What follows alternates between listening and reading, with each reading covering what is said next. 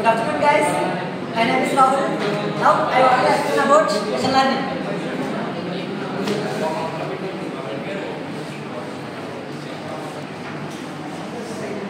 అసలు machine learning అంటే ఏంటి?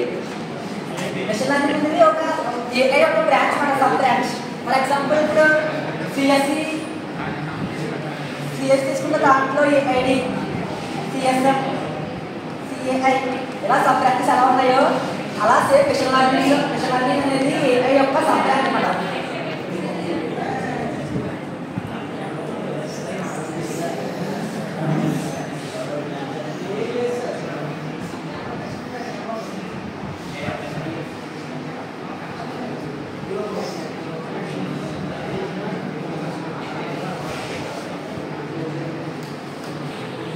మెషిన్ లెర్నింగ్లో ఎంఎల్ అనేది ఒక సబ్ బ్రాంచ్ మాట.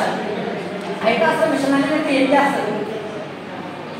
మెషిన్ లెర్నింగ్ అనేది దాని దగ్గర ఉన్న డేటాతో మనం ఏంటి ఇన్పుట్స్ ఇవ్వగానే దాంట్లో అదే ట్రైన్ అయ్యి మనకి ప్రెడిక్షన్స్ అనేవి ఇస్తుంది అన్నమాట. ఫర్ ఎగ్జాంపుల్ చూసుకుంటే మనం ఇన్స్టాగ్రామ్ వాడతాం. ఇన్స్టాగ్రామ్లో మనం కొట్టే లైక్స్, మనం చూసే రీల్స్ అవన్నీ అదంతా అదే స్టోర్ చేసుకుని దాని డేటాబేస్ ప్రకారం ఓకే వీడు ఈ రీల్స్ చూస్తానని చెప్పేసి దాంట్లో అంటే మనకి ఇంట్రెస్ట్ ఉన్నాయి రీల్స్ పంపిస్తూ ఉంటుంది అనమాట. సో మెషిన్ లెర్నింగ్ చేసే పని అది. మనకి ఏదైతే ఇంట్రెస్ట్ ఉందో వాటిని మనకి ప్రిడిక్ట్ చేసి తర్వాత అదే అవుట్పుట్ ఇస్తుంది.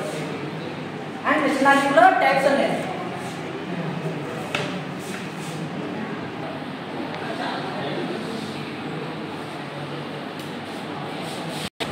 మెషిన్ లెర్నింగ్లో 3 టైప్స్ ఉన్నాయి. 3 టైప్స్ అనే కాదు, టైప్స్ ఉన్నాయి. మెయిన్ 3 టైప్స్ అనమాట.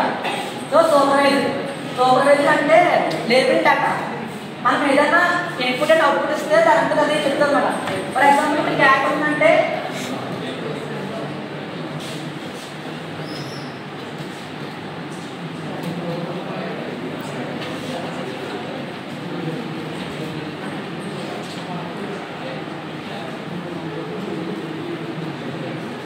సూపర్వైజర్లో ఒక మెషిన్కి మనం బోత్ ఇన్పుట్స్ అండ్ అవుట్పుట్స్ అని ఇస్తాం. ఒక ఇమేజ్ తీసుకుని ఆ ఇమేజ్ ఏ టైప్ ఇమేజ్ అలాగే క్యాటా లేదా హ్యూమన్ బీనా అని మనం దాని మీద మనం చెప్తాం అంటే దానికి బోత్ ఇన్పుట్స్ అండ్ అవుట్పుట్స్ ఇచ్చేదాన్ని సూపర్వైజర్ అంటాం. అన్సూపర్వైజర్ ఏంటంటే అన్లేబుల్డ్ డేటా.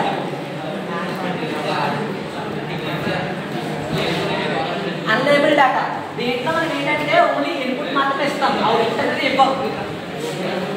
ఒక క్యాట్ ఒక 3 యానిమల్స్ తీసుకుని క్యాట్, పిగ్, యానిమల్ మొత్తం 3 తీసుకుని దాంట్లో కలర్స్ చెప్పమంటే అది స్టూడెంట్ కలర్ చెప్పాలి. సో దీనికి ఓన్లీ ఇన్పుట్ ఇస్తారు, అవుట్పుట్ అనేది ప్రింట్ చేసుకుని ఇస్తుంది అన్నమాట. ఇది ఎన్ఫోర్స్మెంట్ ఏంటంటే అది చేసిన తప్పు అది మనకి చేయకుండా ప్రీవియస్గా ఏ తప్పు చేసిందో దాని నుంచి అది కొత్త స్టెప్ నేర్చుకుంటుంది అనమాట. ఫర్ ఎగ్జాంపుల్ చూసుకుంటే చెస్ గేమ్ ఆడితే అదొక మూవ్ చేస్తున్నట్టు నెక్స్ట్ టైం ఆ మూవ్ని తిరిగి చేయకుండా వేరే కొత్తగా మూవ్ వేస్తున్నాం. సో మిస్టేక్స్ రిపీట్ చేయకుండా దాని నుంచి కొత్తగా నేర్చుకుంటుంది. దాన్ని ఎన్ఫోర్స్మెంట్.